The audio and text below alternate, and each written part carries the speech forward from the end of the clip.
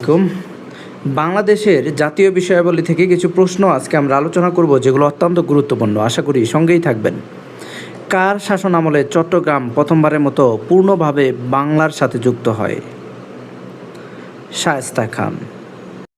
অবৈতনিক শিক্ষার ধারণা বস্তুত অবাস্তব কল্পনা মাত্র।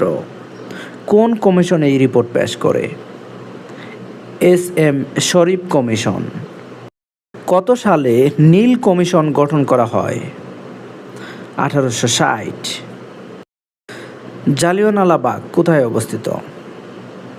অমৃতসর। জগদ্দল বিহার কোন শাসন আমলের নিদর্শন? পাল। একসময় বাংলা, বিহার ও উড়িষ্যার রাজধানী মুর্শিদাবাদের প্রাক্তন নাম ছিল মকসুদাবাদ। অজান্তর গুহা চিত্র কোন যুগের আঁকা? গুপ্ত যুগ। Thank you.